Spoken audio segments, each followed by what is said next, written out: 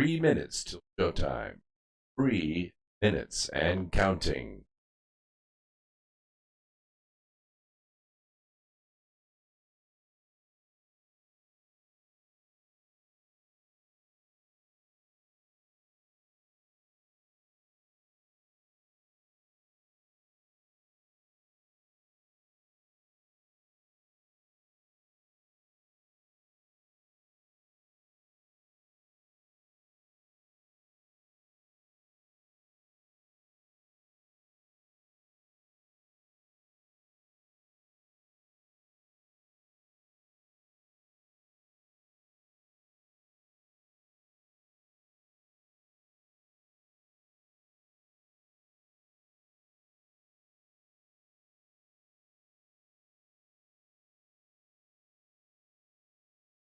Two minutes. 2 minutes to showtime.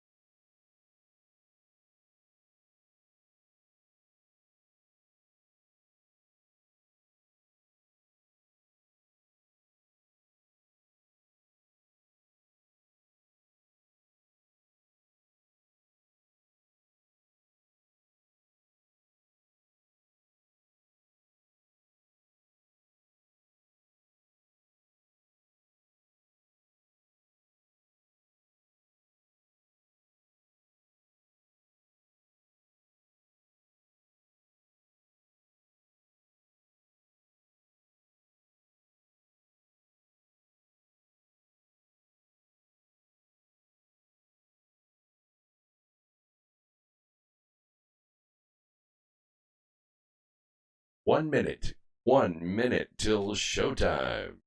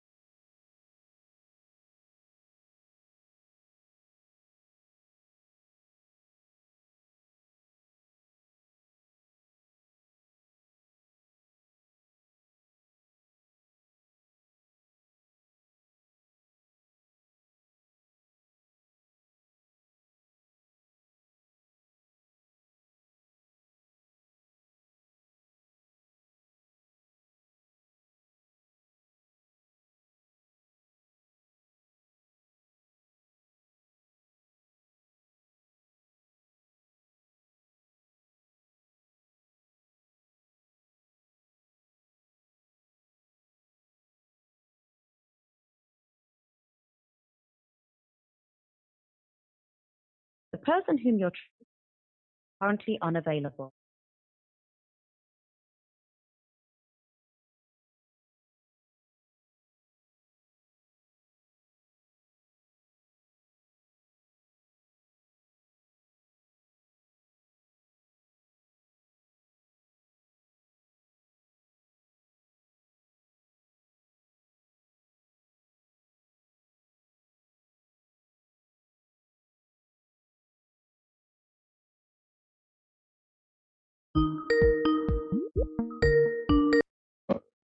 Seems such a display of courage, skill, nerve, grace, and stupidity. I'll do you for that. What? Come here. What bleed on me. I'm invincible. You're a loony. A black Trump. Roundtable Live, Monday through Friday, 1 a.m. till 4 a.m. Eastern Time. Bring your mind, bring your ideas, bring your voice. King Arthur had nothing on us here at Revolution Radio, freedomslips.com.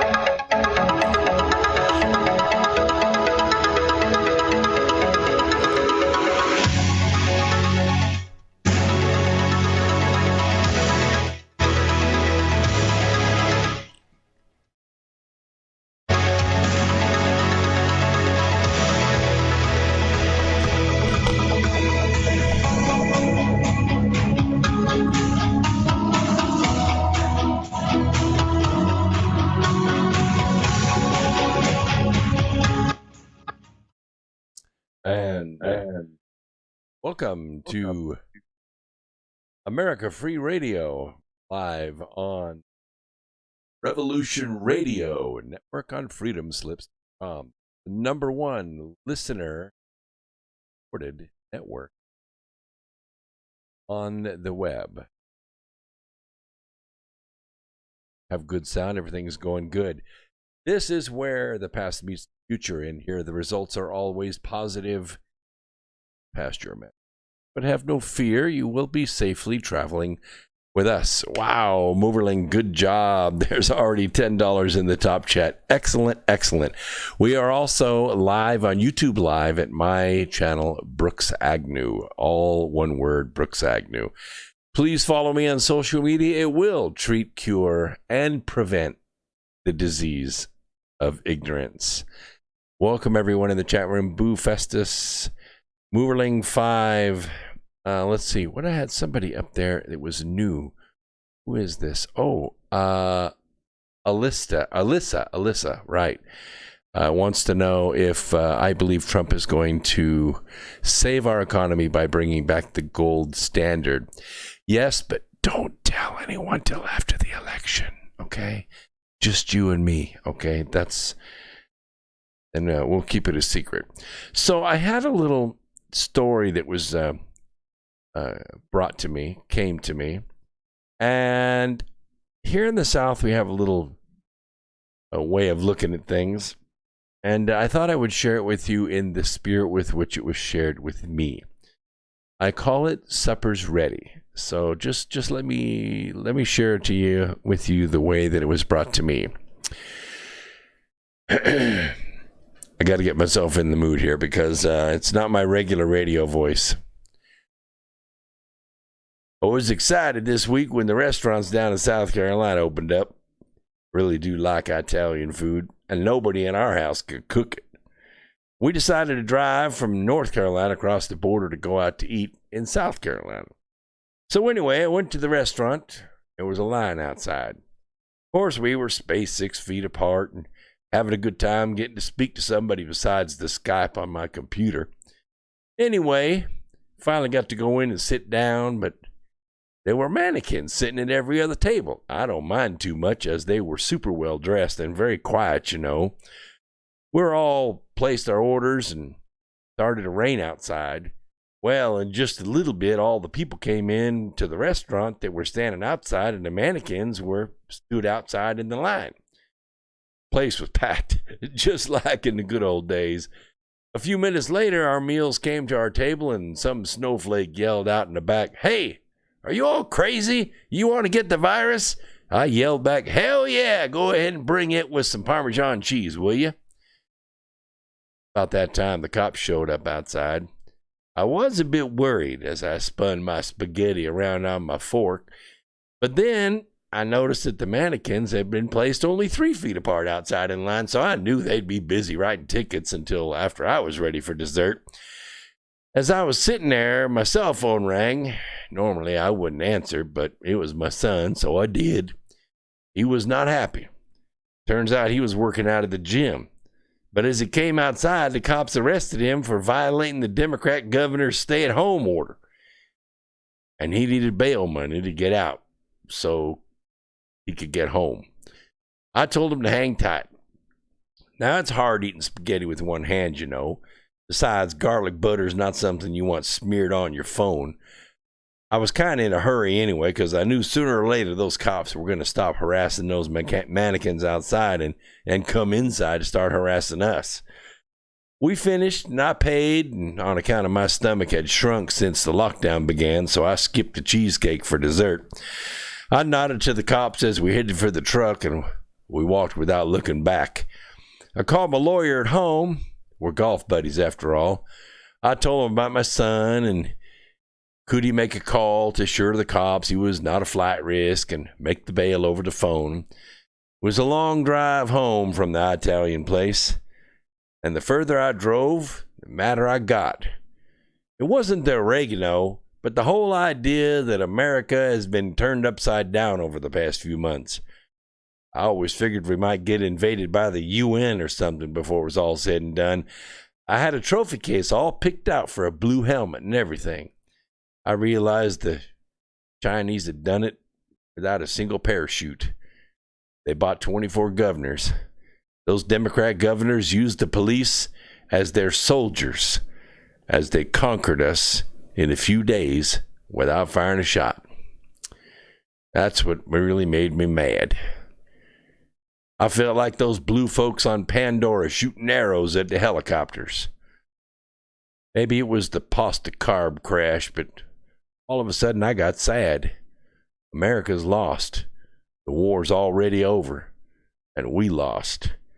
Greatest country in the world has ever known has been taken down in a matter of moments by the communist Chinese government.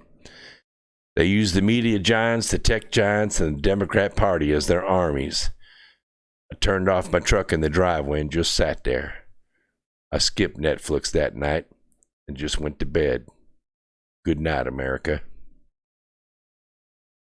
And that's the spirit with which it was shared to me. So I thought I would share that with you. We may cut that out and make that a little YouTube short. Don't know.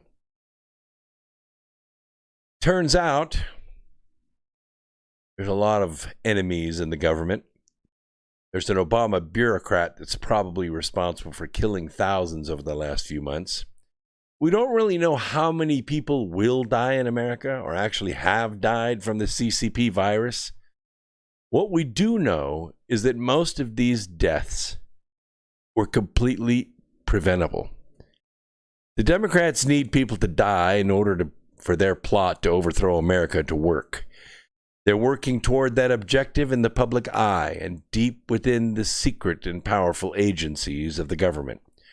Rick Bright, PhD, is an FDA bureaucrat, vaccine researcher, and was appointed by President Obama on November 15th, 2016, right after the election, to head BARDA, that's the Biomedical Advanced Research and Development Authority and sub-agency of the FDA. In an unprecedented move, this agent of darkness expanded his power and claimed credit for being the person imposing his will on all of us. In an appalling admission, Dr. Bright said, and I quote, "Specifically and contrary to misguided directives, I limited the broad use of hydrochloroquine, promoted by the administration as a panacea, but which clearly lacks scientific merit."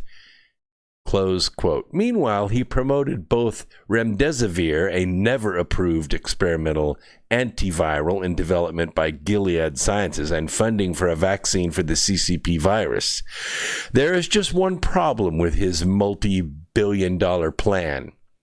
Early effective use of hydroxychloroquine would decrease demand for these new products.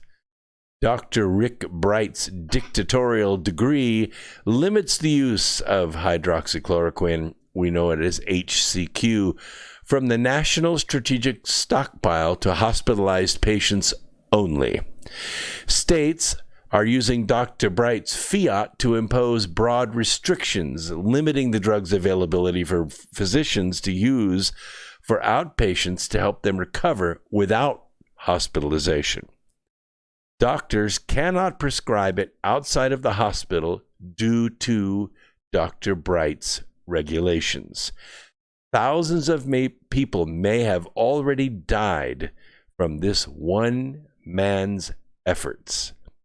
By his own admission, Rick Bright, who is not a physician, by the way, knowingly and unilaterally countermanded Secretary of Health and Human Services Alex Azar and Admiral Giroir in charge of Public Health Service and the President of the United States, who had directed BARDA to establish a nationwide expanded access investigational new drug protocol for HCQ.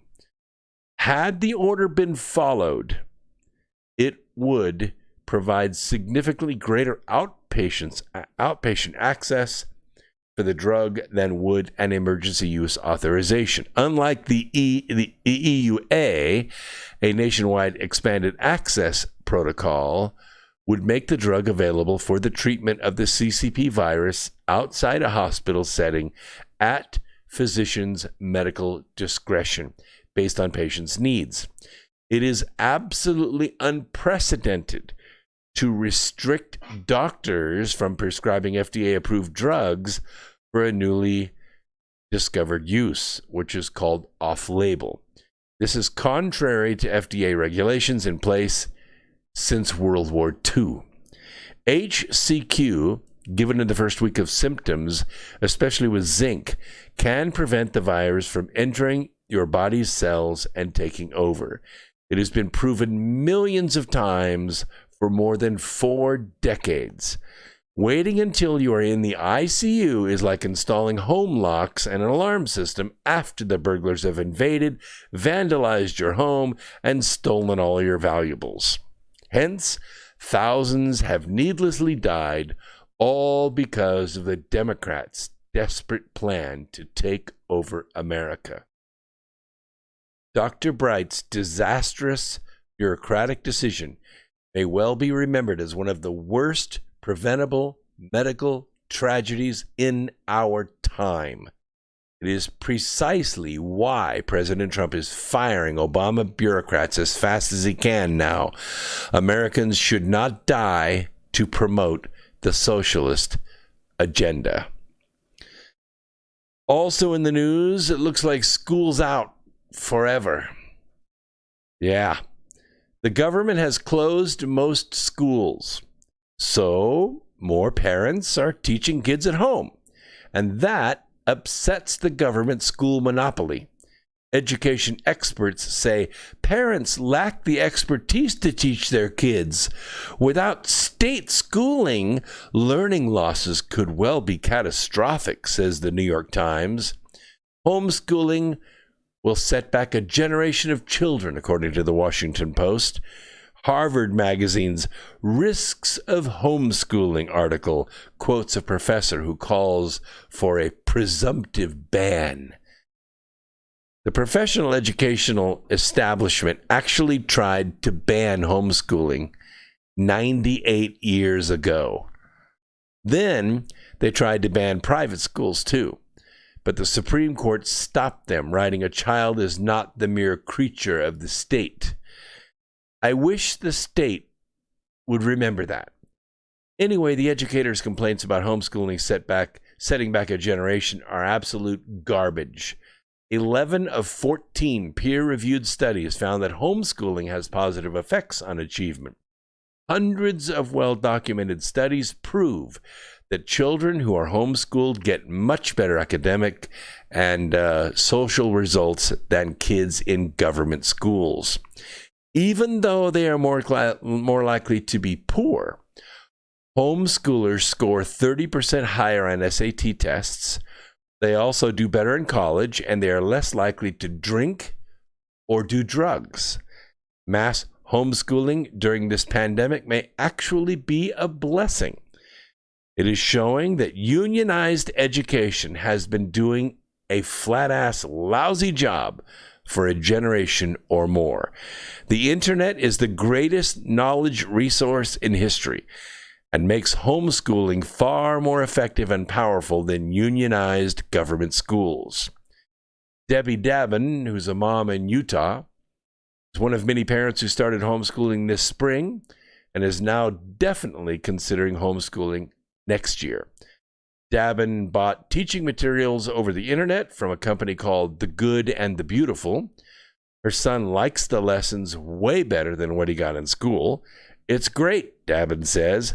He likes the activities. He wants to do them. Now, before the pandemic, he'd told his mom he hated school. He hated school and classes were boring. Listening to lectures is a poor way to learn anyway, and it's unnecessary today. It's too slow.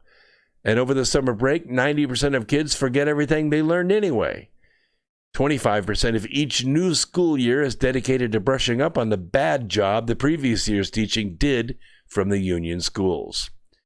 In addition to homeschooling teaching, programs, there are also free internet games that teach things like math, reading, and writing, while customizing the speed of lessons to each learner's needs.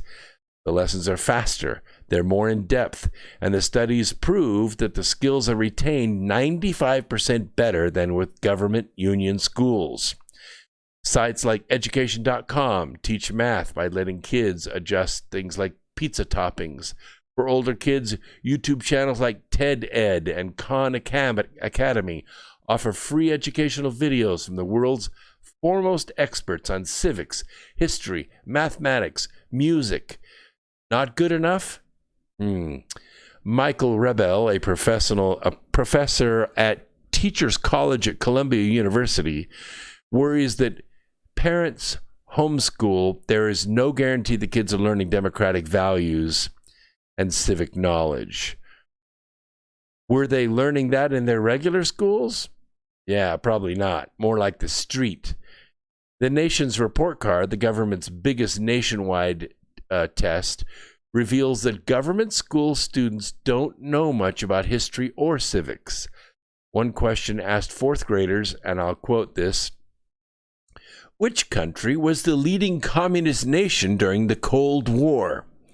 Did you know only 21% answered the Soviet Union? Yeah, more kids said France or Germany. American students did worse than if they had guessed randomly. Another question. America fought Hitler and Germany in which war? More picked the Civil War than World War II. Nevertheless, said Rebel, homeschooling is still worse because there's no effective regulation to know what's going on. National union experts, they hate homeschooling because teachers pay billions in union dues that are used to finance Democrat political campaigns for public office that promote government union schools. You get it? Regulation for education comes from federal education bureaucrats instead of local school boards and families. If this pandemic steers more parents away from state schools, that's probably a good thing. Philosopher John Stuart Mill warned, and I quote, "State education is a mere contrivance for molding people to be exactly like one another, which pleases the predominant power in the government and establishes a despotism over the mind." Close quote. Thomas Jefferson thought exactly the same thing. So there's a silver lining to this pandemic, and it is that now more parents are learning about their options outside the government system. It may also save 70% of county budgets that are now spent on government union school systems bloated with administrators and light on quality teachers. Those are my thoughts. And you can learn a lot more about this. Easy to do. Go to my website, americafreeradio.com. All of my notes are posted each week, and I also send out a newsletter, which you can sign up for there. and we can interact back and forth. You can also follow us on YouTube Live and interact in the chat room. Let me address that really quick. Let's see. Raspberry said, risks? Don't make me laugh. They're passing some real BS in Washington. Common Core gone wild. Yeah, exactly right, Raz. Exactly right. One Morning 5 says, HCQ is a lifesaver. The Dem governors discrediting it and outlawing it should be criminal. They should be held accountable for every life lost due to their policies during the crisis. I agree with you. I really agree with you. And what I said at the beginning about them needing death in high numbers in order to give them the leverage to beat Donald Trump in November, I meant every word of it, because I think that's exactly what's going on. You know, we call it treason. And treason by any other name, it's still treason. As more evidence emerges of the role played by former President Barack Hussein Obama in directing Russiagate, President Trump's allies are leaving the field of battle. They seem not to want to hold former President Obama responsible for what President Trump calls the biggest political crime in American history, by far. First, Senator Lindsey Graham said he wouldn't subpoena Obama to testify before his Judiciary Committee about Russiagate. We were just talking about that this afternoon. Why in the world is the Senate doing this anyway? Aren't these crimes? Is it the Senate's responsibility to investigate crimes? No, it's not. It's the Senate's job to choose judges. It's the Senate's job to review and refine bills that are passed by Congress. What the hell is Lindsey Graham's committee involved in this in the first place? And why are they called witnesses and not defendants when they're called before that committee? Devin Nunes stated that House Republicans have not made any criminal referrals for Obama or 2020 Democrat presidential candidate and Obama, former Vice President Joe Biden related to Russiagate. Why should they? Why should they? You remember Jason Chaffetz? Jason Chaffetz made a whole bunch of criminal referrals to the FBI. Did anything happen? No, it didn't. You remember when Eric Withholder was brought before them and they asked for documents and Eric Withholder said, I'm not giving you nothing. And they said, fine, we're going to hold you in contempt of Congress. And he laughed all the way out of the room. Anyone would, because there's nothing Congress can do. They have no authority whatsoever. That may be one of the reasons Jason Chaffetz quit when the Democrats led everything. He was sick and tired of the inaction. Finally, Attorney General William Barr said he did not expect criminal probes of either Obama or Biden in the matter based on the information that he had at the time, which was a couple days ago. Yesterday, we had this amazing recording of the telephone conversations between then Vice President Joe Biden and President Poroshenko of the Ukraine. It sure sounded like quid quo pro to me, trading $1 billion in loan guarantees for firing a prosecutor that was following Joe Biden's son. And we're not talking about deface the nation here. We're talking about the phone call between those two men. I don't think they expected that to be made public, but it was. So the point is, this is all we need to know about whether top Republicans in the House and Senate and Attorney General Barr, nominated by President Trump, are serious about getting to the bottom of Russiagate. I don't think they are. I don't think they are. If they were serious, the FBI would be knocking some doors down, collecting some cell phones, picking the laptops up, hauling the filing cabinets out, and those people would be in jail pending trial. This is so despite the fact that progressive historian Eric Zeus has written that Obama, in his severe legal jeopardy, that he happens to be in because of his role in sabotaging the Trump administration, he should be in trouble. He explains the biggest crime that a U.S. president can commit is to try to defeat American democracy itself, either by working with foreign powers to take it over, which he did, the Brits, the Australians, and the Ukrainians, or else by working internally within America to sabotage democracy for his or her own personal reasons, which they did with the FISA court and by feeding false information to the judges. In either case, it's called treason. What we are watching is turning out to be traces of a plot against a government elected by us, the American people. That's the truth. There was a story published back in 2017. It's called, they said, the law requires Trump, it requires Trump to arrest those responsible and to put them on trial for treason and conspiracy to overthrow the government of the United States. Those are the facts, people. Those are the facts. And every single month that goes by that President Trump does not arrest these people and put them on trial for treason, we are watching justice denied. And we know what happens when justice is denied. What happens is war. We don't want war. That's why we have the rule of law. And if the rule of law applies equally among all people, no matter what their standing is, we have peace. It's as simple as that. That's what makes a republic work, is the rule of law. Here we are, 3 years later. Graham, Nunes, and now Barr have not done a single thing to hold Obama personally responsible. They have failed to provide Trump with the legal basis on which to accuse Obama and others with treasonous conduct. The left wing, not beholden to the Democrat Party, are willing to admit the obvious. Okay? They targeted National Security Advisor Michael Flynn. I think that is all going to be dismissed here shortly. The writ of mandamus was filed today.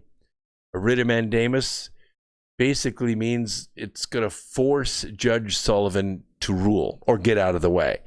And the only way that he can rule is to rule as a judge and allow the prosecution to take place. And that is to say, if the prosecutor says, sorry, there's not enough evidence here, or the evidence points to the contrary, we're dropping the charges. The judge is there to arbitrate that.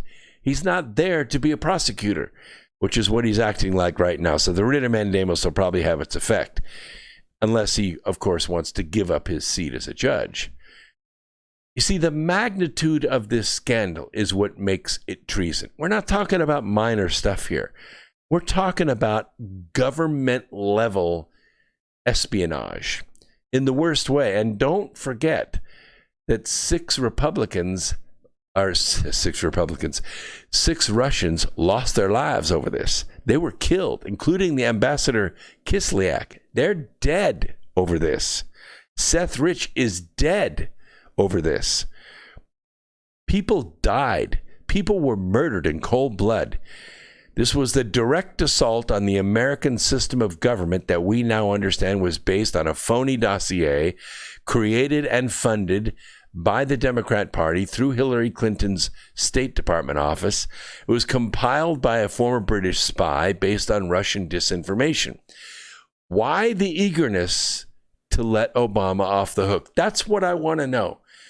If any administrative officials are out there listening, please answer me that question. Why are you so eager to let Obama and his gang off the hook? These inside the Beltway politicians and commentators are afraid to use the word treason. They're afraid to use it. And when Trump uses it, it pisses them off. They're failing the American people. In truth, Obama's motives were twofold. One, He wanted to disrupt the Trump administration, making it impossible for Trump to govern and to deal with real national security problems.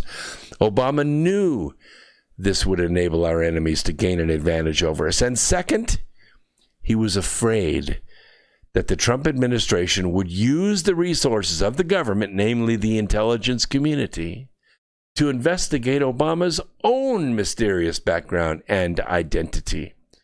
The smoking gun evidence of Barack Obama's deep personal relationship with suspected Soviet espionage agent and Communist Party member Frank Marshall Davis is the real Russiagate scandal. If you want to go further than that, the long-standing relationship and setup of ISIS and the Muslim Brotherhood, also part of the treason, aiding and abetting the enemies that killed Americans and killed American allies by the thousands. At one of his press briefings, Trump was asked by the Washington Post, Philip Rucker, quote, "What crime exactly are you accusing President Obama of committing? And do you believe the Justice Department should prosecute him?" Close quote. "You know what the crime is," Trump replied. "The crime is very obvious to everybody," he added.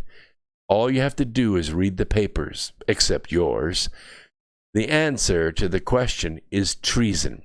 It's obvious. Treason, by any other name, is still treason." Lots of things going on in science as well. NASA scientists have detected evidence of a parallel universe. And guess where it is? It's like right next to ours, like so close, can't imagine. Anyway, all the rules of physics seems to be operating in reverse, like time is going backwards. Fans of sci-fi and comic books have known about parallel universes since the early 60s.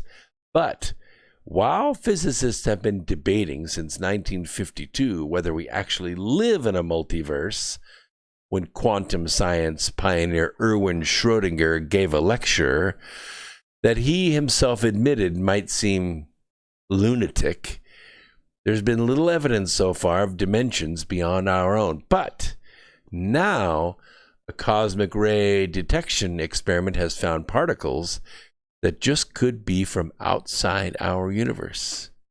Pretty amazing stuff. NASA they have an Antarctic impulsive transient antenna. It's called ANITA for short.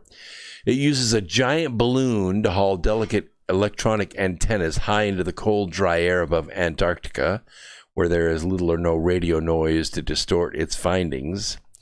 There's a constant wind of high-energy particles coming from outer space, some of which are 1,000,000 times more powerful than anything we can generate ourselves. They're very low-energy particles, and they're very fast and very small. They're called neutrinos, and they can pass through a light year of Earth without hitting a single thing. Wow, amazing. Morning 5 put in another $10 and asked the question, what percent of Congress do you think may be compromised one way or the other? 70%. That is my guess. 70%. If you were to ask me today, what percent of Congress was compromised in some way? They have a bad debt. They have a girlfriend. They have a boyfriend. They have something in their past or in even while they've been in Congress. I would say 70% of them can be manipulated by using that information that's been saved against them. Now, how was that information gained, you ask me? Well, you recall that when Hillary Clinton was First Lady, actually co-president, but we'll say First Lady for now, she was caught red-handed with a stack of FBI files in her personal residence. There were a couple sets of fingerprints on them, even though she said, I don't recall how those got here. I just don't know. Her fingerprints were all over them, and Vince Foster's fingerprints were all over them. Vince Foster ended up with a bullet in him and dumped in Fort Marcy Park. Hillary, of course, survived. The FBI was founded in 1935 by Franklin Delano Roosevelt. It started out in 1928 as the Bureau of Investigation. These were bad guys. I mean, these were bad guys. They ran drugs, they ran alcohol, they ran prostitution, they ran numbers, and they were recruited to catch bad guys. Bad guys catching bad guys. Evidently, they did a pretty good job in the days of organized crime and Tommy gunning things up and down the Bank Row, because President Franklin Delano Roosevelt decided to give him a badge and call him the Federal Bureau of Investigation. It had a little bit different charter than everyone else. Everyone else is to uphold and defend the Constitution against all enemies, foreign and domestic, not the FBI. The FBI was tasked to defend the interests of the country, of the nation. What does that mean? What did it mean in 1935? It meant defend the interests of the Democrat Party. And it's been that way ever since. The FBI was founded in corruption, they operated in corruption, and they have been the opposition research firm for the Democrat Party ever since 1935. That's how they got the dirt on 70% of Congress. That's why they're compromised. Think about it. Think about it. During the early days of the Trump administration, there was a small group called the Freedom Caucus that operated in Congress. They were a tight group, even though they were a minority, but they were trying to guide policy. What happened was a typical left-wing nut, a Democrat, a Bernie follower evidently, got a list of those people on the Freedom Caucus, went down to the baseball practice field where they were practicing, took his AR-15 and his list of names, and he backed those people into a dugout, firing at them, hitting Congressman Scalise. As he advanced toward first base, driving them down into the dugout as they were hunkered down beneath the steps, they were sitting ducks in there. Unbeknownst to this guy, the bodyguards of Congress were there. And they stepped out with nothing but first base to hide behind and 9mm pistols in their hands. And they returned fire against an AR-15. Both of them were shot, not killed, but they managed to kill the person doing the shooting. Scalise healed slowly, and thank goodness he didn't lose his life. But about a year later, those same congressmen that were in that dugout were aboard a train. And that train was headed for Greenbrier. It's a resort in Pennsylvania. Below it is a bunker with a 25-ton door. It had just been remodeled, the whole place. President Trump decided, we're being bugged. There's so many leaks in Washington, it's like having a screen door on a submarine. So they set up this meeting, a planning meeting. The Republican Congress would meet in this vault at the Greenbrier Resort while the family enjoyed dinner and a spa upstairs. The congressmen, most of them were on that train with their wives and their children. And a trash truck got past all the barricades and rammed that train. One more wheel coming off that track, and we would have lost half of Congress in that train wreck. That train was doing 70 miles an hour when that trash truck hit that train. It didn't stop on the tracks. It rammed the train and tried to knock the locomotive off the tracks. Fortunately, no one was injured except for the people in the cab of that trash truck. Some of the people that were in that dugout were on that train. Did you get the feeling they felt like their lives were being hunted by the Democrat Party? Because they were. Because they were. Peter Gorham, an experimental particle physicist, at the University of Hawaii and principal investigator at ANITA, is lead author on a Cornell University paper describing this bizarre phenomenon of measuring this alternative universe, pointing out the sheer impossibility. By the way, thanks very much for the question there, Moverling 5. That's how we got off on that tangent. I do respond to the chat room, and I did answer the question: what percent of Congress do you think may be compromised one way or another? Keep those good questions coming. Yes, well, we try to hit the nail on the head with a 32-ounce hammer. It usually drives it all the way in. 16-penny nail glue coat. The cool thing about neutrinos is they go very quickly, and they're hard through space, and they're very small and they're hard to detect. So they have a special detector with a lot of lead that managed to slow the particles down, and they're able to detect them. But even as the team wrote in their paper, they knew the shape-shifting particle idea was a bit of a stretch.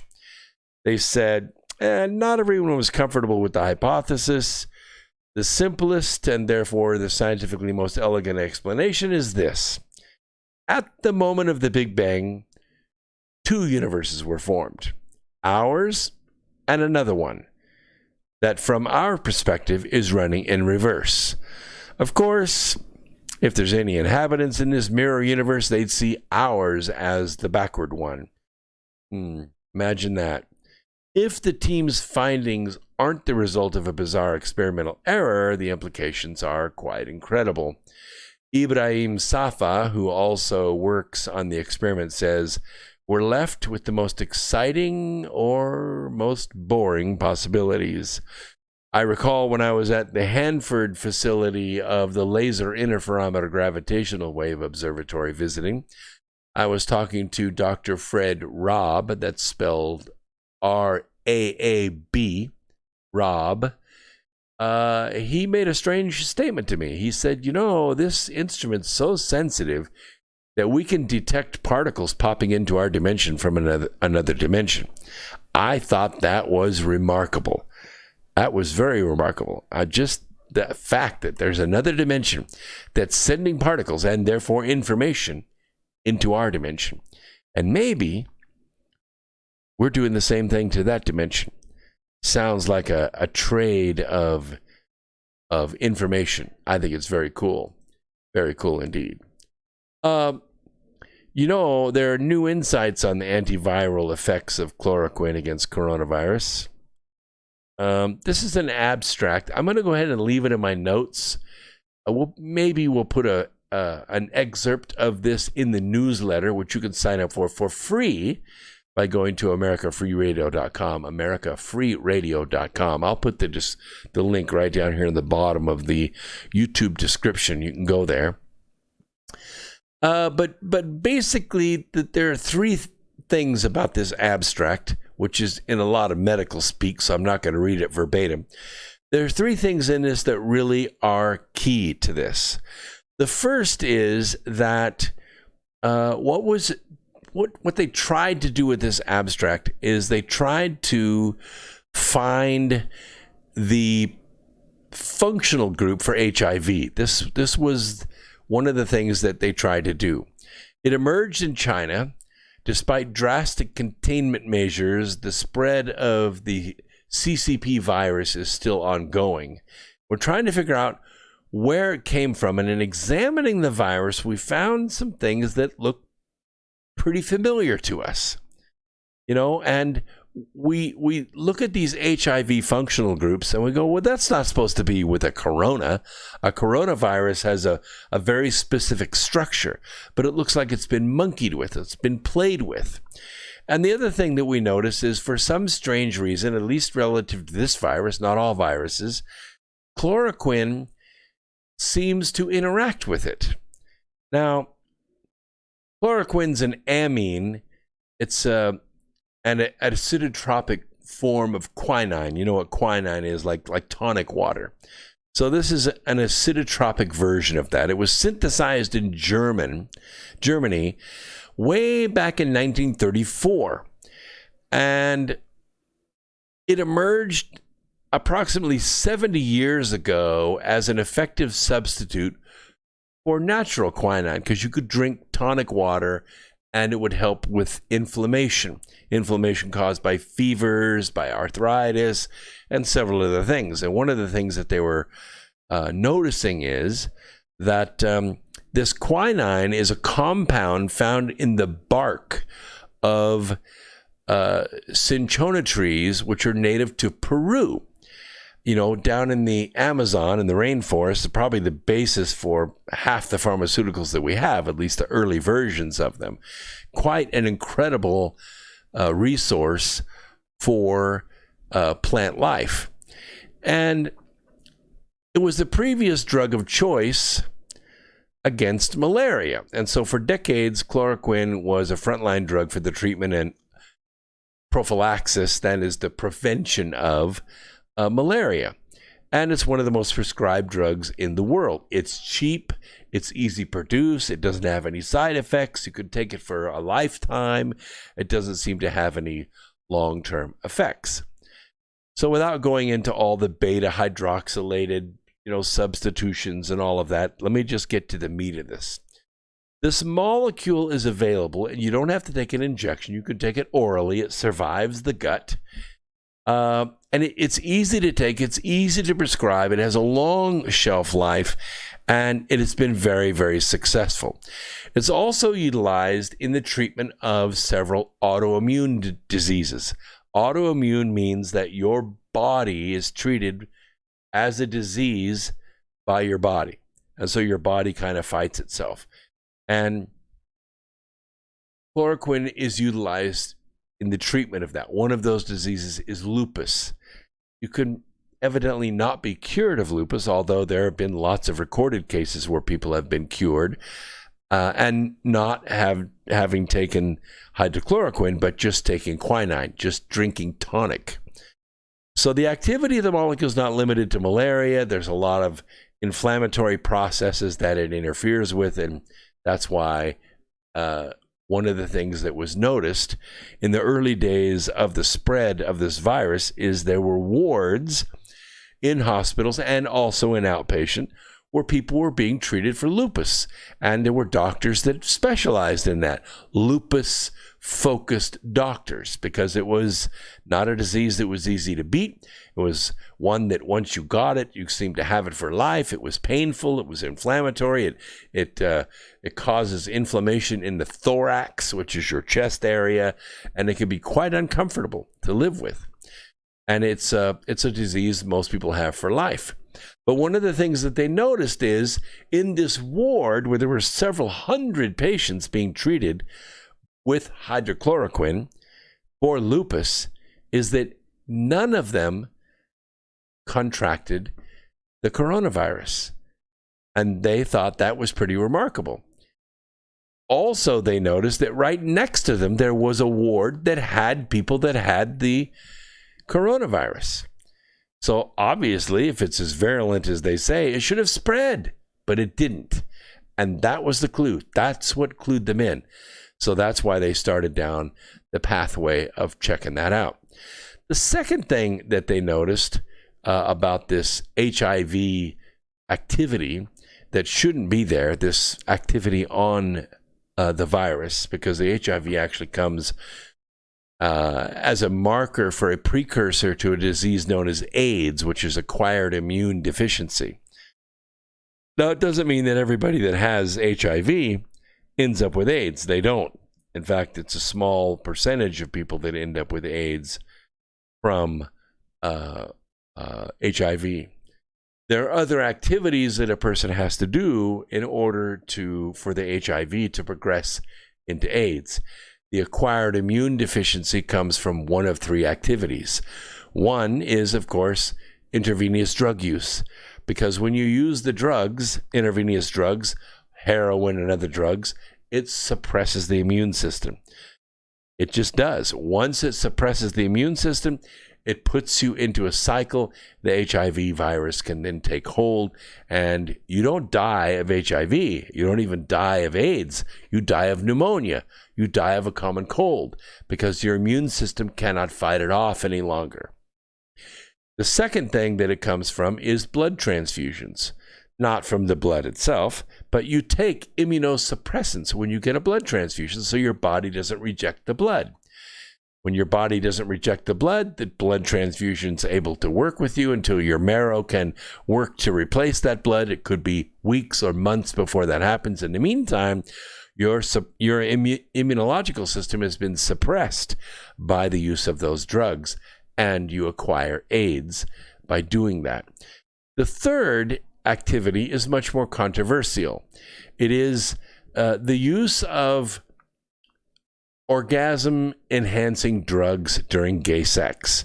It is something that's very common in the community. It's an aerosol that you inhale through the nose. It goes straight to the brain and it enhances the orgasm during gay sex. That's just the facts. Now, it isn't so much the gay sex as it is the use of the drug at the time of having the gay sex that suppresses the immune system. And the fact that that community tends to have not one or a dozen, but upwards of 200 or 300 different sexual partners in a very short amount of time. And what happens is they acquire AIDS in high frequency and end up dying. So why the HIV component to this particular virus? Why this modification? Why this novel change? That's a very good question, but it appears as though this was being played with as a weapon. It was being played with as a weapon. And it was being played with in very specific and very unique laboratories. And one of those laboratories was in Wuhan, China. Now, we're not really sure whether this virus got out accidentally or whether it got out on purpose, but either way, it's caused real problems. And hopefully we're developing antibodies to it as we speak. There's a company called Senatorial Therapeutics or something. I'll look it up after the break. But they have developed also an antibody that you can take so you don't have to build an immunity to it. They can give you the immunity to it.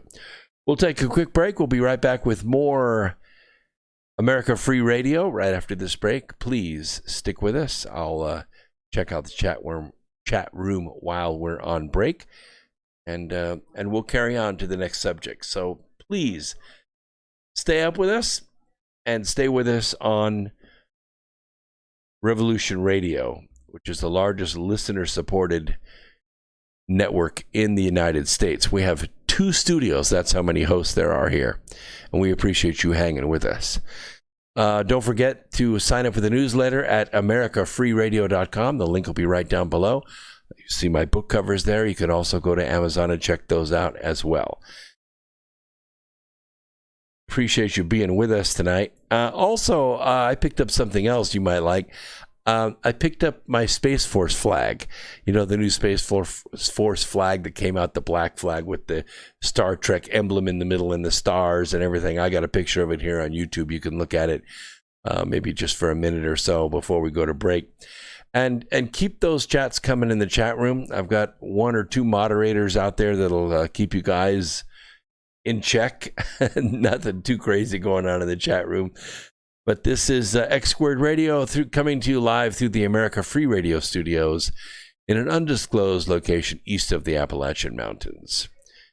Let's see how much time we got in this segment. Yep, we're about there. So we'll take a quick break and we'll be back right after this. Don't go away, about 3 minutes.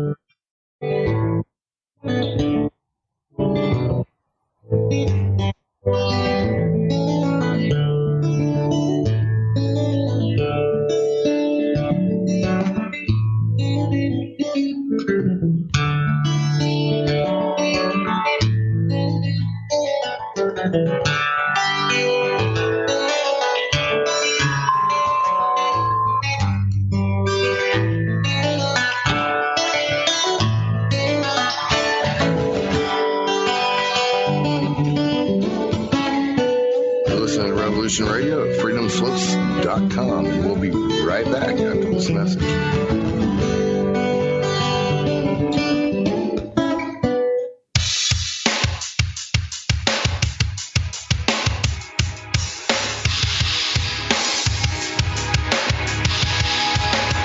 Enter into a world unseen on Raven Star's Witching Hour. You will encounter eclectic topics from the realm of spirit brought into our matrix of truth. With your host, the Solaris Blue Raven. Solaris will bring you an array of unique guests covering topics from ghostly spirits to amazing anomalies, covert technology, UFOs, and shadowy global events. And that's right here at Revolution Radio, freedomslips.com, Saturdays, midnight till 2 a.m. Eastern Time. Revolution Radio, where information never sleeps. Let the magic rise.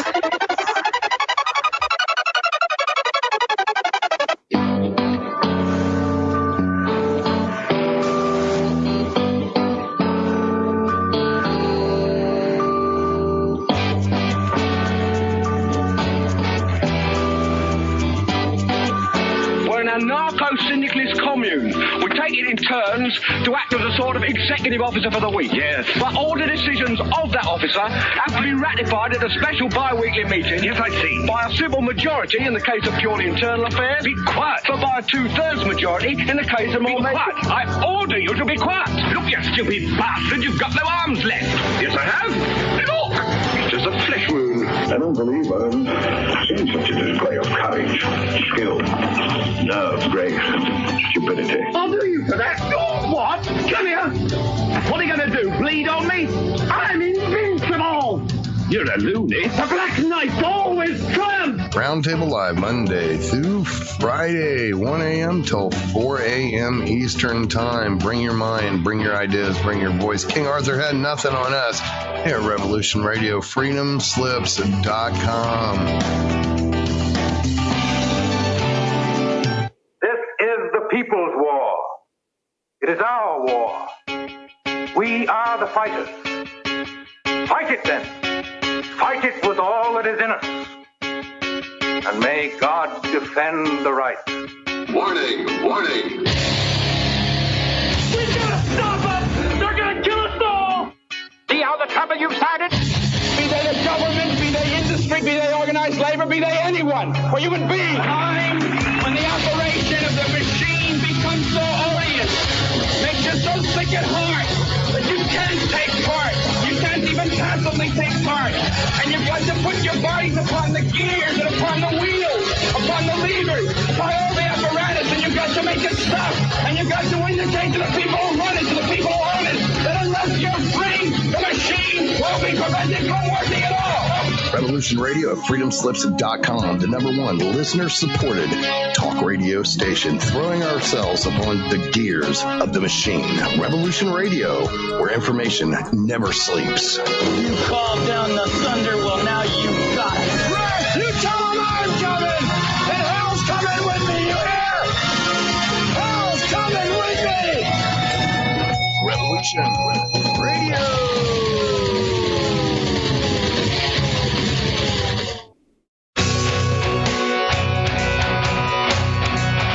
All right. Thanks for listening while we took that short break here at Revolution Radio, freedomslips.com.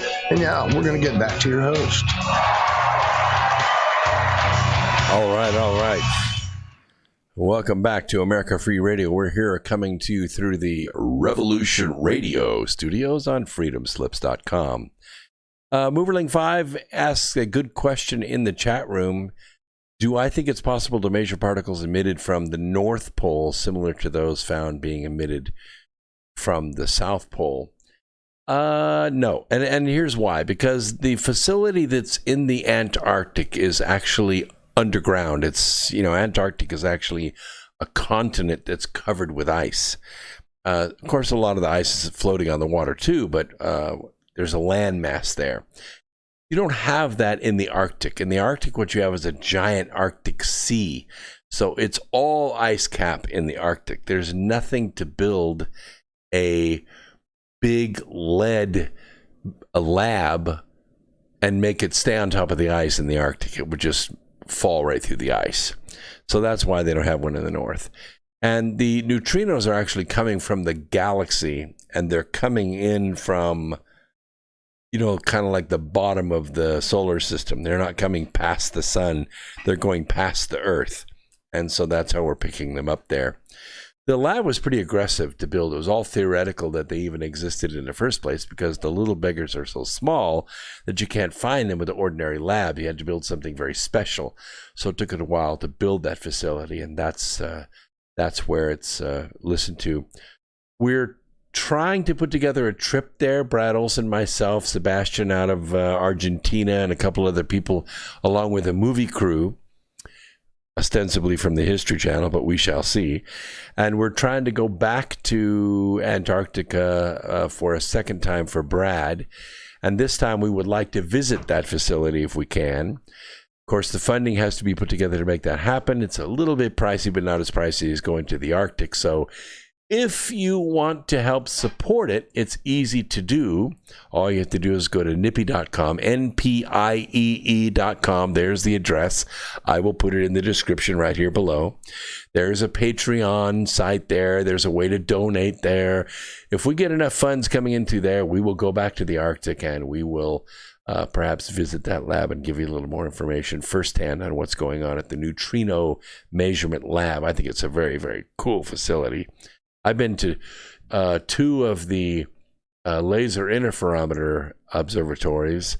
I meant to go to the third one, but it was under viral lockdown this summer, so I didn't get there. And they're getting ready to launch a fourth one in space called LISA, the Laser Interferometer Space Antenna. Of course, I probably won't get a chance to visit that one.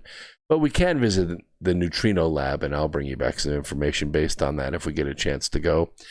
And yes, the chemical was amyl nitrate that was being used to enhance orgasms during gay sex, just to let you know. And the amyl nitrate, when you breathe it in through the nose, it gives you some kind of rush. I don't know what it is. I guess it was hot during the 80s. But the thing about it is it greatly reduces the immune system when you do that. And if you do it quite often, you will end up with acquired immune deficiency syndrome, which is known as AIDS.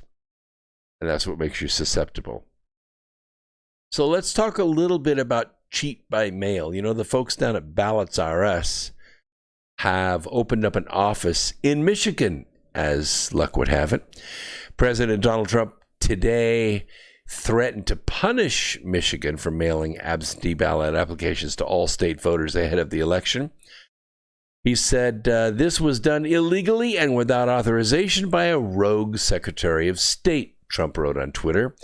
I will ask to hold up funding for Michigan if they want to go down this voter fraud path, close quote. So yesterday, Michigan Secretary of State Jocelyn Benson announced that the state would send ballot applications, not actual absentee ballots, to 7.7 million voters in the state. By mailing applications, we have ensured that no Michigander has to choose between their health and their right to vote, Benson said in a statement. Voting by mail is easy, it's convenient, it's safe and secure, and every voter in Michigan has the right to do it. Don't worry about a thing. Someone will come by your house and pick up the ballot for you. The plan will cost $4.5 million, which the Secretary of State said would come from the CARES Act. The act passed by Congress provides funding for election security grants. The president also criticizes Nevada after they created a vote-by-mail primary. President Trump has vocally opposed efforts to vote by mail, warning of the potential for serious voter fraud. Well, it's not a potential, folks. It's real.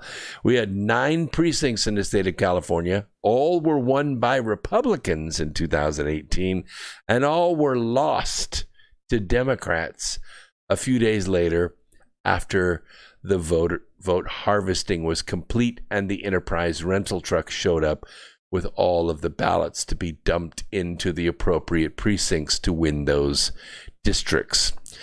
So the problem with the mail-in ballots, it's subject to tremendous corruption, Trump said last Tuesday.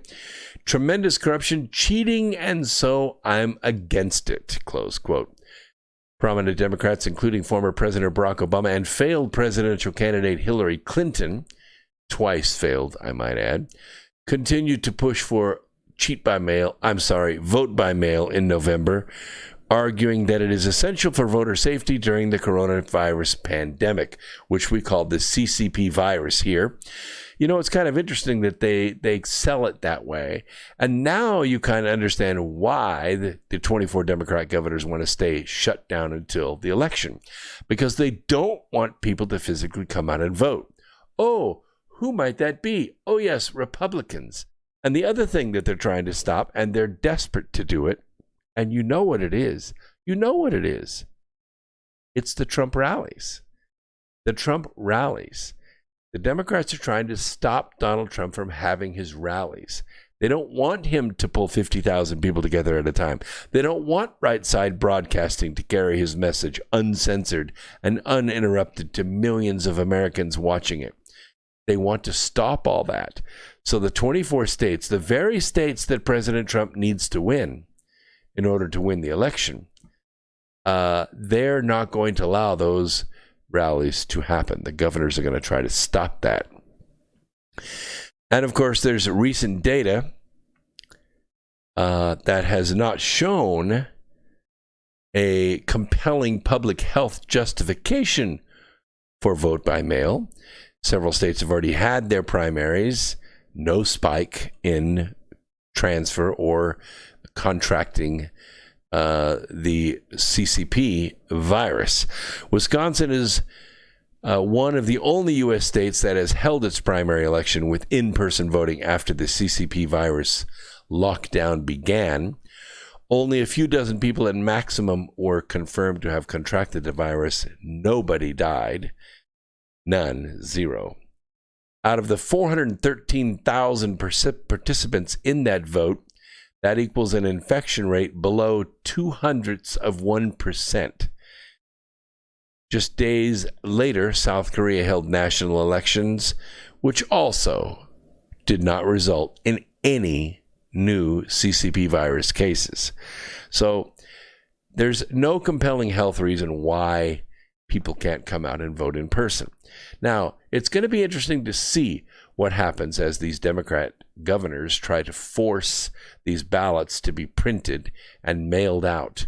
Now, you can see it was $4.5 million in the state of Michigan. It's going to be a lot more than that in some other states. And, you know, these states don't have the tax revenue coming in that they had. They're broke. They are busted flat. They've squandered all their money. They relied upon the Trump economy to make their states bloom and blossom with cash. And they didn't realize that, gosh, if we shut down the economy, guess what goes away? All that sweet revenue, all that sweet tax revenue goes away. So now they're broke. So now they're looking for ways to print and distribute and collect and count these ballots their way. And they don't have the money to do it. So what they're trying to do is they're trying to draw on federal money to make that happen. And of course, George Soros and other political action committees are pouring tons of money into these voting machines and printing machines and counting machines. And of course, heavily Democrat areas where these machines will be placed.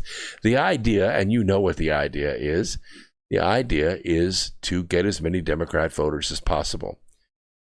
And I need to go back up here. Oh, we have just checking to make sure that I'm keeping up with all my chatters here and all the donations that are sent in. Any donations that come in tonight, we don't have a guest, are going to go toward the North Pole Inner Earth Expedition, Moverling 5 puts $20 in and says, use this for your South Pole expedition. One of these days, I will buy a copy of your book about asteroid mining. Yes, asteroid mining, the future of energy. It is in color because I thought the spacecraft were really cool, and you really need to see them in color to appreciate them. So that book, Asteroid Mining, the Future of Energy, is for sale on Amazon, Kindle or paperback. I think the paperback's very cool, but the color photos do show up nicely in the Kindle version as well. And I haven't done any kind of marketing with it. I haven't done any interviews on that book. It seems to be selling okay, but I'd like to sell more. I have some copies coming in, and I have promised Moverling and some others to send them an autographed copy at my expense. So as soon as those books come in, I'm going to sign those and mail those out. The expedition to the South Pole is much more financially achievable than the North Pole one, because we don't need to rent an icebreaker. We can simply fly there, and once we get there, we can move around on the ice with the vehicles that they have there. We plan on returning to some of the Schwabenland military facilities there and check those out, but we also want to check out the neutrino lab. I think that would be very cool. And of course, if there's an opening into the inner Earth, we'll check that out as well too, and we'll take some videos of the inside of the planet. If it's there, we'll see what happens. If it's there, they're never going to let us in. You know that. But, that's what we're about. We're about investigating these things, and we will. Boo says 3 Democrat members of the Staunton, Virginia City Council were ousted by Republicans on Tuesday, despite receiving more votes than they did 4 years ago. You can see what's happening, don't you? It's a revolution. It's the revolution. That's why this here, America Free Radio, is the voice of the revolution, because it's these voices that go out to the mainstream. They get resonated, they get retweeted, they get shared on Facebook, they get shared on LinkedIn, they get sent out in the newsletter, and they get shared with friends and family. We don't really know how far and wide it goes, but we do know that it has its effect, because every single time we have one of these special elections, the voters come out. They come out because they're informed, and things begin to change. Things begin to move. And I'm sorry, I'm not going to apologize for it. That's why we're here, and that's why other hosts like me, you have RDoc, and you have Space Shot, you have Red Pill, all kinds of fine hosts out there doing their job. We are now the mainstream news. The fake stream news, we're all familiar with that. We know what it sounds like, we know what it looks like, and damn, we know what it smells like. This is the truth. And that's why we're reaching the mainstream, and that's why we're having our effect, and that's why you're seeing these Democrats lose these elections right and left. I'm seeing a red wave. I'm sorry, I might be by myself, but I'm seeing a red wave. So let's talk a little bit about Quid Pro Joe. We all know what went on there, right? I mean, you can see the evidence. Anyone with half a brain and one eye can see that his son got $1 billion worth of investment funds from China. You know how many of my friends got investment funds from China? None. You know how many of us went to China representing companies here in the United States to try to do business with China, to try to come away winners? We all did. And you know how many won? None of us. None of us. We all ended up transferring technology to them, and they transferred Zippo to us. But somehow Hunter Biden came home with $1.5 billion. Not personally, but he manages it. It comes in through his hedge fund. That doesn't happen. Even experienced 25-year veterans of Wall Street don't get hedge fund money from China. They just don't let it out of the country. China's all about preserving the cash inside of China. And that's the way it is. So it's so mind-boggling that Joe Biden is on video already. We've seen him boasting about forcing the Ukrainians to fire their prosecutor to protect his son in exchange for $1 billion worth of loan guarantees. Now, we could see that the Senate acquitted Trump, right? Everybody saw that. And yet, yesterday, Ukrainian parliamentarian Andriy Derkach, he released audio recordings alleged to be a conversation between Ukraine President Petro Poroshenko and Joe Biden when he was vice president. And I'd listened to the recording several times, and I can tell you, it's definitely Joe Biden. I can't tell what Poroshenko's voice sounds like, but I can tell the banter back between them. I can hear the voice pattern. I can hear the voice quality. It's Joe Biden on this call, and it's transcribed. So these recordings are purported discussions about Biden's successful effort to pressure President Poroshenko to fire the country's general prosecutor, whose name was Viktor Shokin. Now, he was investigating a company called Burisma. Burisma's, for all intents and purposes, a shell corporation. It was kind of like Enron. You remember Enron? They were buying up gas supply lines and gas supply contracts, and then they were remarketing those contracts to states that needed the gas. And, of course, they were marking it up considerably, so they made a lot of money. Well, the Democrats sued, took the guys apart, ended up putting him in jail. You remember Weissman. Well, all of those decisions got overturned, but the bottom line is that's what Enron did. Enron brokered natural gas. Well, Burisma does the same thing. They're a natural gas broker, and they have several American investors in those companies, one of which is Mitt Romney, and there are others involved in the company. And it's important to know because when this money gets sent to Ukraine, one of the things that they do is they send it to and through shell corporations and nonprofits. These shell corporations, of course, they use some of the money to expand and to buy off contracts and to, drill more and all of that stuff, of course. But a portion of that money is sent back through a series of nonprofits and shell corporations and ends up back in the pockets of the Democrat National Committee and Joe Biden personally. So $1 billion goes that way and $200 million comes back. $500 million goes that way and, $50 million comes back. This is the way it's done. It's the way it's always been done. And of course, Ukraine is one of the most corrupt countries out there for doing it. There are others, but this is the most corrupt one. And so what was happening was the main prosecutor for the country of Ukraine was investigating Burisma. And of course, on the board of Burisma sits Hunter Biden, who's Joe Biden's son. He's being investigated as an American with no qualifications to be on that corporation at all.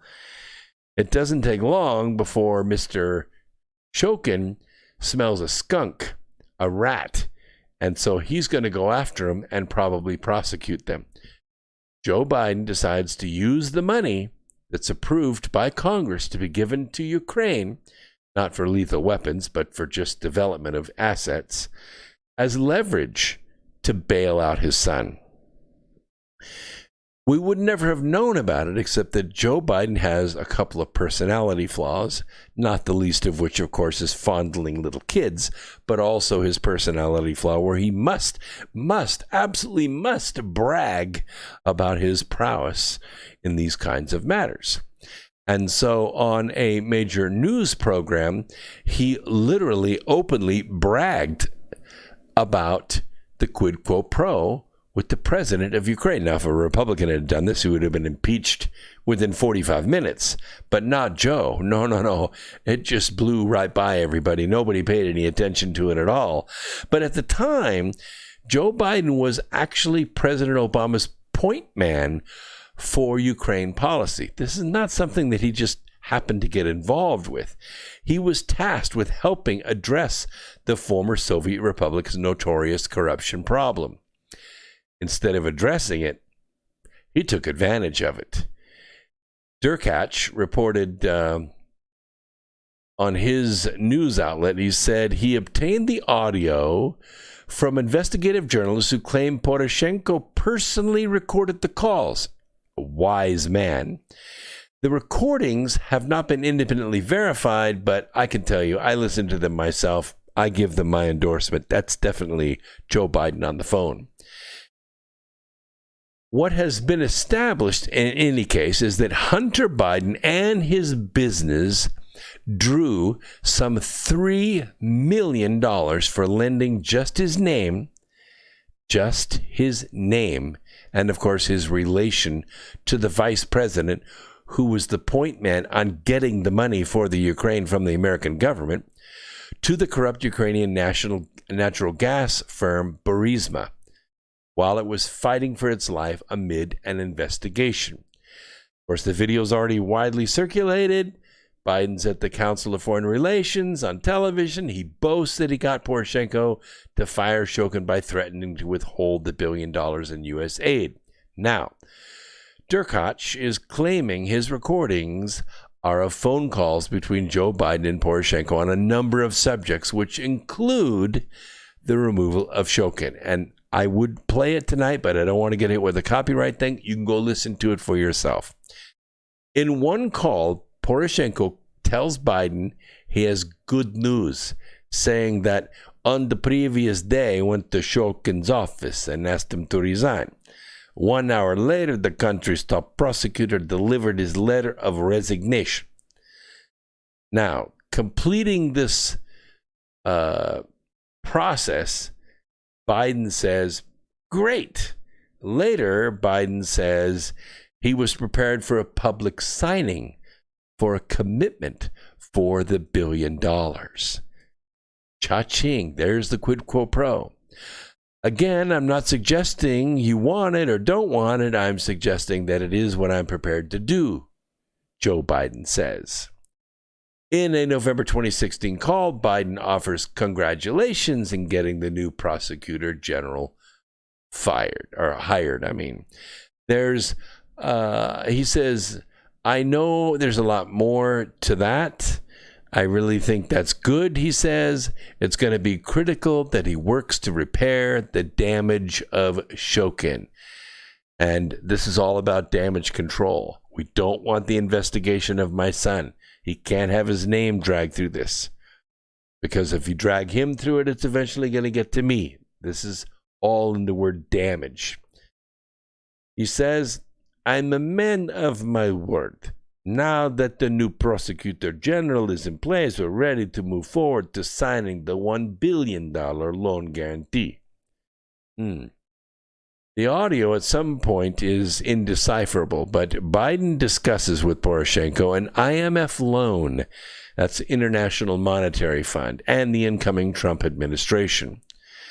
He says, this is getting very, very close. What I don't want to have happen, I don't want Trump to get into, and there's something intelligible there, where he thinks he's about to buy into a situation, where it is about to collapse, where he's going to pour more money into Ukraine, Joe says. So anything you can do to push the private bank to closure so that the IMF loan comes forward, I stress this is critical to your economic and national security, says Joe Biden. Now, the impeachment charges against President Trump centered on a congratulatory phone call in July of 2019 with Poroshenko's successor, whose name is Volodymyr Zelensky. Democrats charged Trump withheld aid to Ukraine to pressure Zelensky to investigate the Biden's conflict of interest. That didn't happen at all. Never happened. The charge was framed as an incumbent presidential candidate abusing his power by pressuring a foreign government to dig up dirt on his probable opponent. But the president's lawyers argued, among other things, the aid was delivered by the deadline and the possibility of corruption and the vice president's son profiting from his father's political position was a legitimate concern. Everybody saw it. Everybody saw it. And Joe Biden admitted to it. And now this recorded phone call proves it. So here we have this issue that we have a presidential candidate who was at the time vice president of the country. He committed a crime.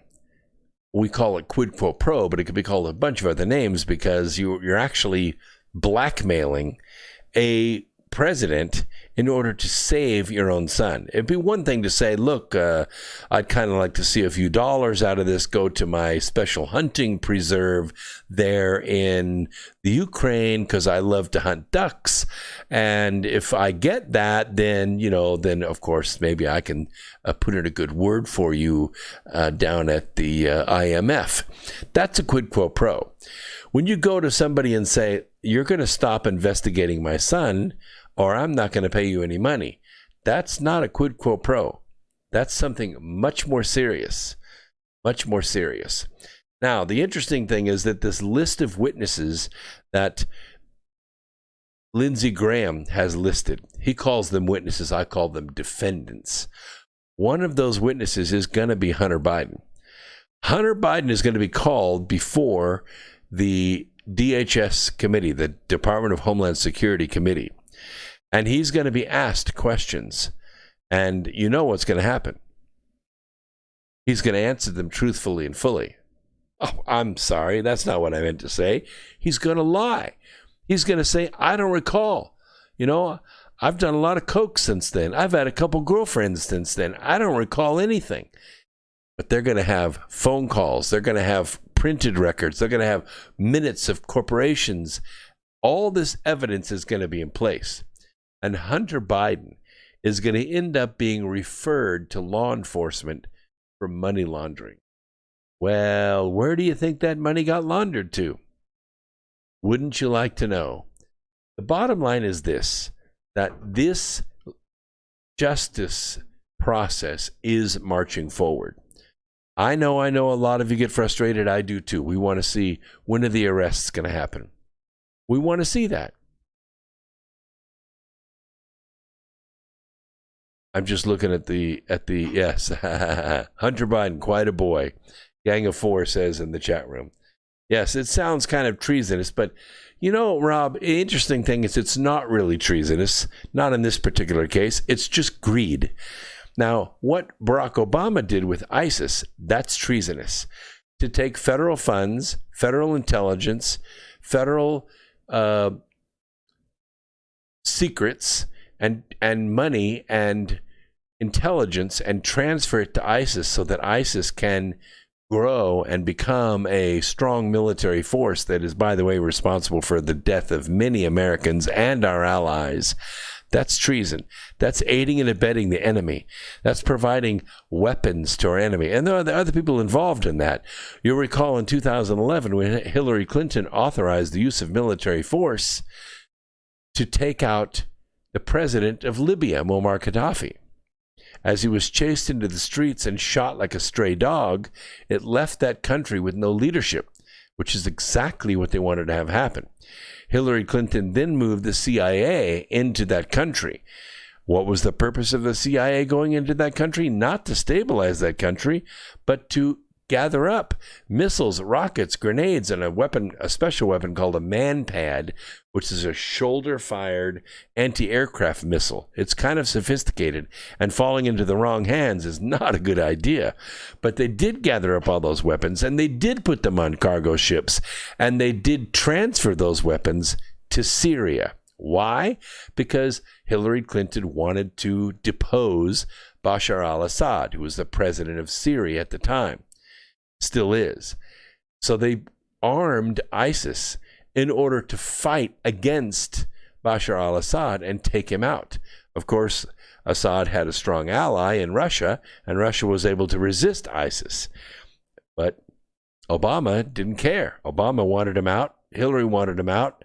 I'm not really exactly sure what the total reason is for wanting them out, other than rerouting the gas pipeline through there, but it's got to be bigger than that. It has to be the caliphate itself.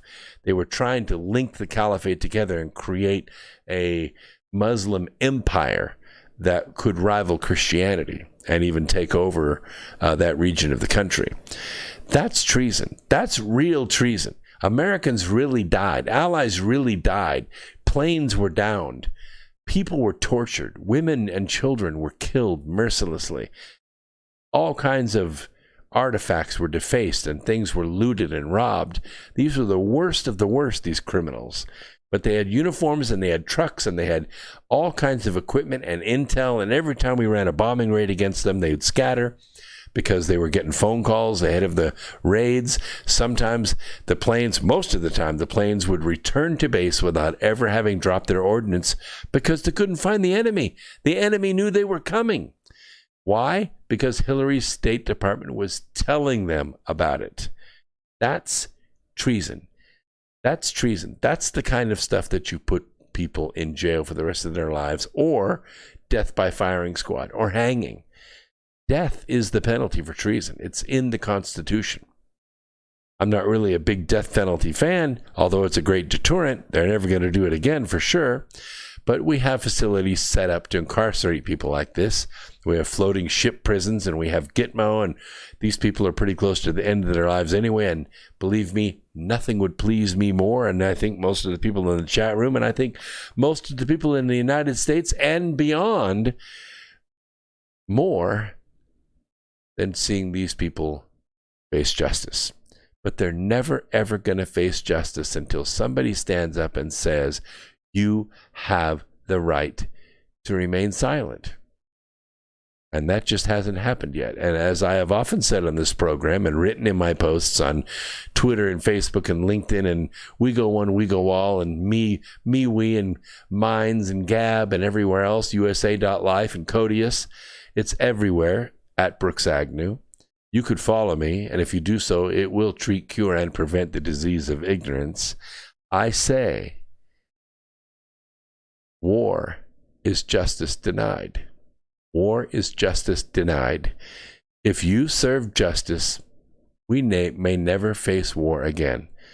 Of course, we are kind of facing a war right now, and it doesn't look like we're winning. 24 states are locked down, 26 states want to open up, and it doesn't seem like much is going to budge. People are being arrested coming out of gymnasiums and opening up barbershops, and I'm still waiting for a nail shop, though. You know, I had to trim my own toenails the other day. I swear to my time, I haven't done that in years. I pay people to do it, and they're happy to do it. They're happy to get the money, and it feels so good. Get all those calluses buzzed off with a side grinder. It's great. It's just great. But I had to cut my own toenails the other day. That's just,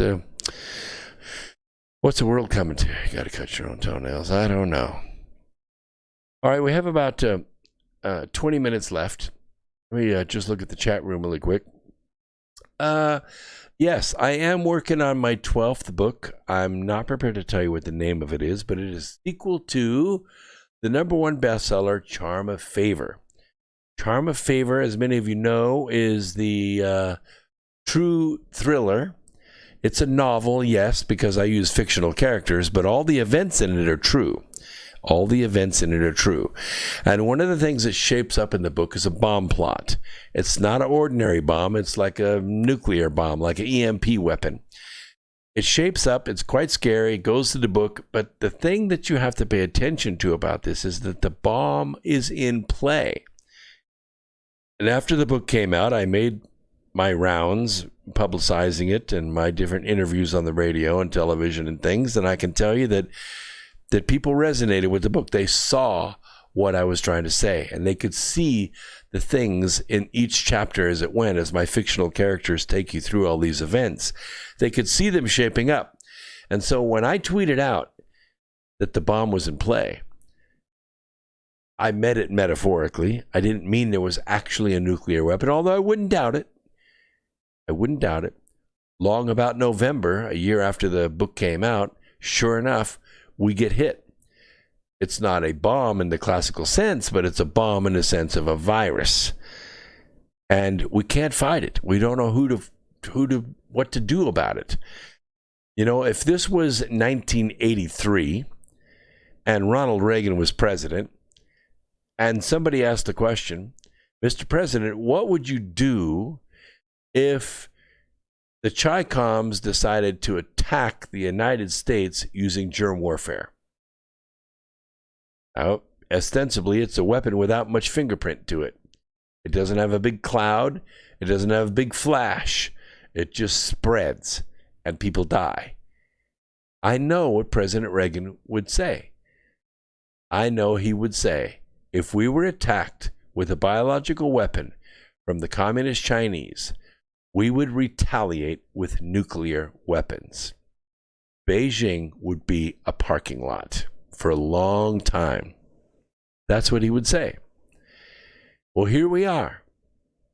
We've been attacked. Now, maybe the death toll isn't high enough to warrant that. I think that would be tit for a whole lot of tot.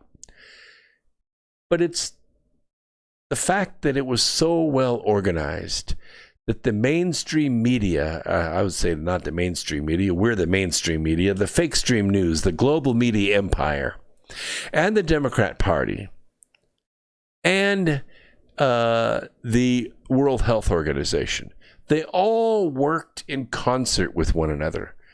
They worked to create this shutdown.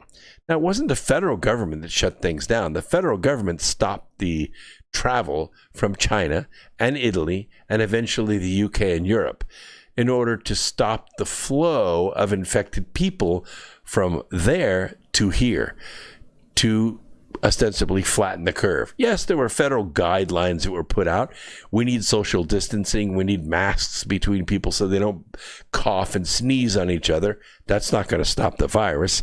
That's like using a chain link fence to stop mosquitoes from getting in your yard. That's not going to work. But it does stop the spit from going between people. And that can prevent the virus from being splattered on things like counters or salads or tables at a restaurant. So maybe we did flatten the curve, but all we really did is prolong everything, right? People got the virus, people got well from the virus, and they developed the antibodies from the virus. And you know what? That's the way it's supposed to work. We walk around in a virtual fog of microbes and viruses all the time, and we are the cure. We are the cure. We always have been.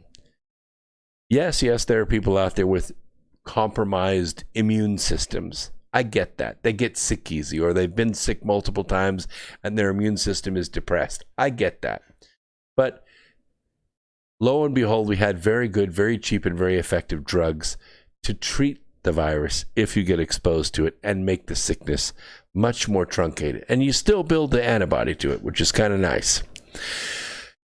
Sure, there's a lot of politics toward building a vaccine and all that, but I think that's just a lot of talk. We don't have a vaccine for the common cold, and no vaccine for the flu has ever worked as far as I know.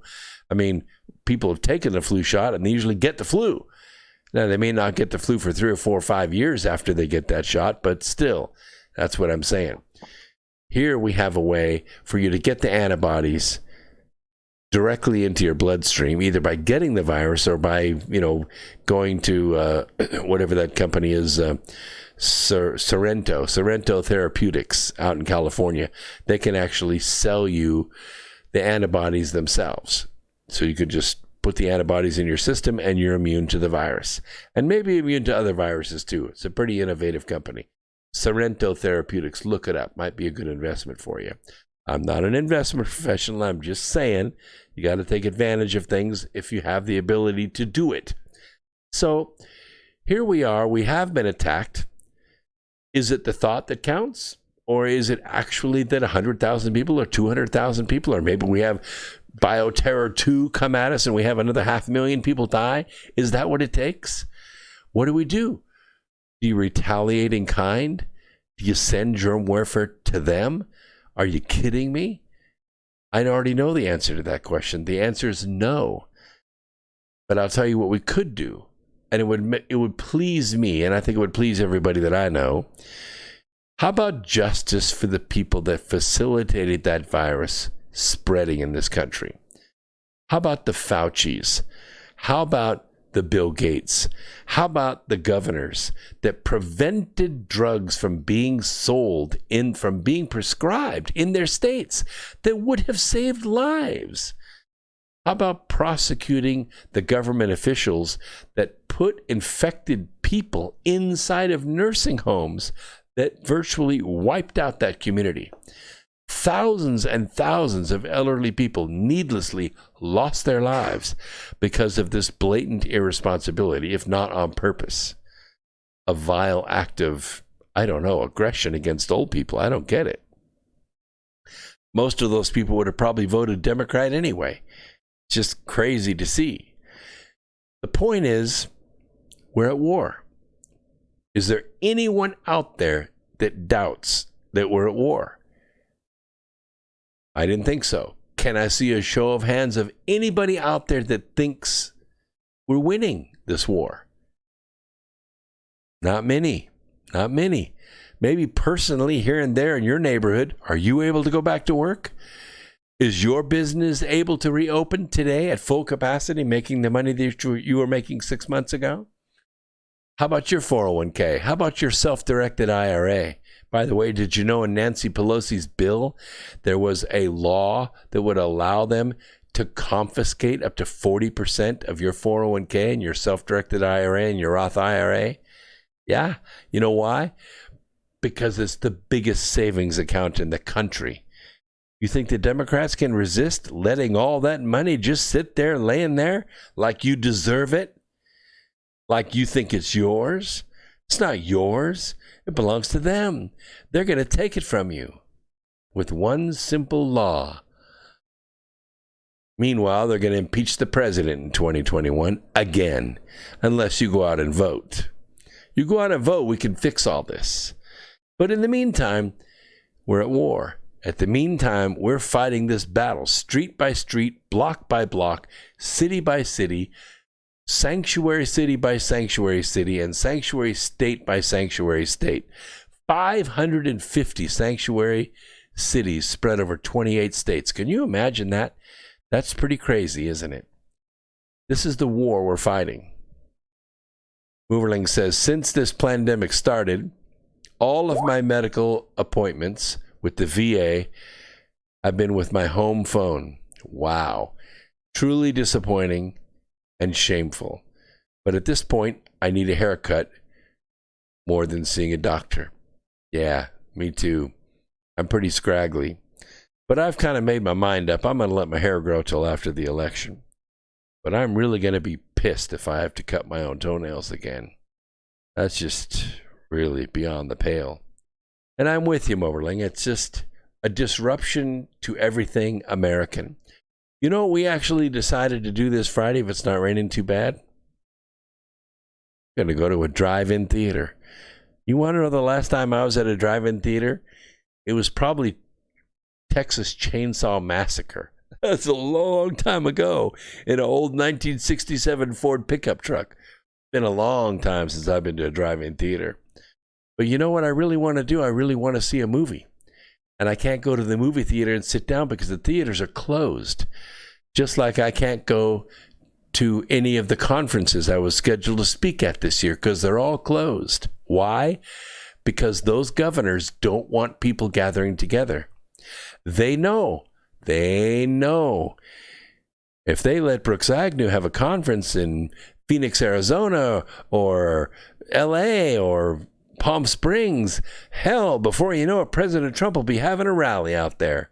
And we just can't have that, can we? That's the war. That's the war we're fighting. That's the war we're fighting. Well, I didn't know this, but in the chat room, they're still talking about the pharmaceutical discussion that I started. I think the jury is telling me that most of the people in the chat room don't want me to go into the deep medical and chemical aspects of this virus. So I'm probably not going to do that, considering we only have about, about 7 minutes left? No, 10 minutes left. I want to go another direction because here on Revolution Radio, I'd like to leave everyone with a message of hope. We get doom and gloom all day long, all sides. And I think that the one thing that everyone miscalculates is Americans. We are a unique people on the earth. And maybe it's genetic. I doubt it, because we're such a melting pot. We're from all over the place. We're from, Asians and Native Americans and Germans. And I mean, we're from all over the place. So I don't think it's genetic. I think what it is, a culture. Once you taste of freedom, the American way, we eat what we want, when we want, we travel where we want, when we want, we work where we want, if we even want to work. We could choose any line of work we want. You could be a professional artist or an amateur artist, for that matter. You can be a protege, or you can be a lawnmower, or you can be a factory worker, or you can be a doctor. Anything you want in this country. If you work hard enough and apply yourself often enough and use residence, I hope, to help yourself along the way, you can be anything you want to be. If you don't like living in California, you could move to Texas or Colorado or Montana. You could move to the Keys in Florida and never wear shoes again. Whatever you want to do. And when somebody takes that away from you, when somebody says, oh, you can't move, you can't gather, you can't have fried catfish, you can't have sushi, you can't go to the movies, you can't get your toenails clipped. Well, it just flat pisses us off. And that's just the way we are. And I don't care if it's a governor or if it's a president or if it's a foreign country that's responsible for it all. That's fighting words here in America. Go ask the people in California. Go ask the people in Santa Barbara. Go ask the people in Newport or Huntington Beach if they like being shielded off from their beach. Go ask the people in New York that have a beach season about, 5 or 6 weeks long? Because what do you have? You have winter and spring, and that's it. That's all you get in New York. You maybe get a little bit of hot, humid summer because it is kind of swampy and hot up there in the summertime. But you know what people do? They go to the boardwalk. They go to the beach. They go to Atlantic City. But no. You have Mayor de Blasio who's saying, I'm sorry, I'm going to fence off the beach. You can't enjoy the beach this year. That's our beach. That belongs to us. You know what New Yorkers say? Hell, you say. That's my beach. I've been going there since I was a kid, and my grandfather went there when he was a kid, and I'm going there when I want to go there. And that's the truth. That story I read you at the beginning of tonight about the restaurants in South Carolina, it's true. They did open up every other table following the rules. And guess what happened? Within a couple of hours, that place was packed. You know what people wanted? Pancakes. They wanted pancakes. And they could give two shits whether they got the virus or not. Go ahead and bring it on. Just with an extra order of bacon. The virus, people don't care about it. Go ahead and get it. And get over it. Get it and let's get over it. Join the herd. Hashtag join the herd. That's the American way. That's what we do. We overcome. We overcome our own personal restrictions and limitations, and we overcome the limitations around us. If one job isn't enough, we work 2 jobs. Or we work a job and we drive for Uber. And we pocket the extra money until we have enough money to buy that night class or buy that set of tools or buy that piece of software. And then we continue to grow. Because that's who we are. That's what we do. We never lose hope. If America were respelled any other way, we would call it hope. That's what America is. And as long as America exists on planet Earth, as long as America exists, there's hope for freedom and liberty. And yes, we have traded liberty for security a few times. During the National Defense Authorization Act, we traded security for liberty. Liberty for security, I'm sorry. And we're doing the same thing now. We're wearing masks. We're staying away from one another. We're generally obeying the guidelines. until we see that it's a bunch of crap. And it doesn't take Americans long to figure out it's a bunch of crap. We could see that there's no relationship. There's no relationship between crowds and the spread of the virus. Look at the people that voted. Look at Texas. They reopened. Look at Georgia that reopened. Georgia reopened for business. South Dakota never shut down in the first place. Did the virus spread? Yeah, a pocket here and there, but no worse than any other flu season. Everybody sees the handwriting on the wall. They see it. They already know how to treat it.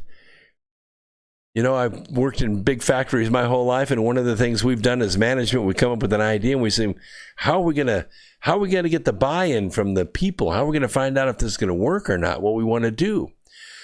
We would release our idea through the rumor mill. We'd leak it to a union steward, or we'd leak it to some lady working on the screwdriver line. And before we could walk to the other side of the plant, they already knew. They already knew. How? I have no idea. They didn't use phones in the plant. I have no idea how it would travel that quickly. But the one thing we would get very quickly through our human resource contacts is whether or not it was a good idea. Sometimes, most of the time, it was a partial good idea.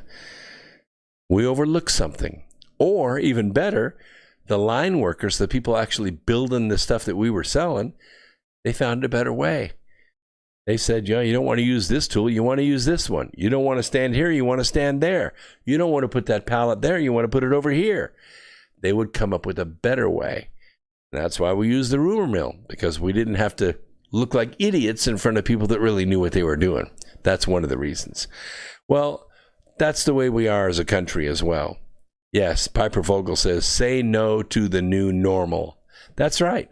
That's right. Somebody in high school one time said, you're not normal. And I always question that. What's normal? I mean, who gets to determine what's normal? That's like the Twitter and Facebook and all the other social media people deciding what's harmful to the community. Well, this broadcast tonight is probably harmful to their community. Are they going to block it? I don't know. But you're listening to it live. You're part of it.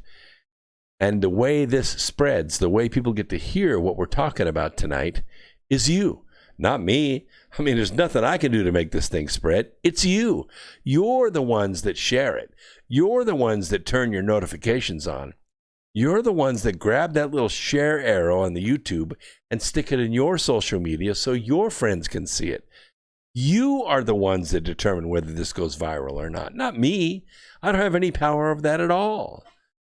All I can do is put the content on here with all my heart and all my might and all my mind. Why? Because I love you. I love you guys. I love America. I love Americans.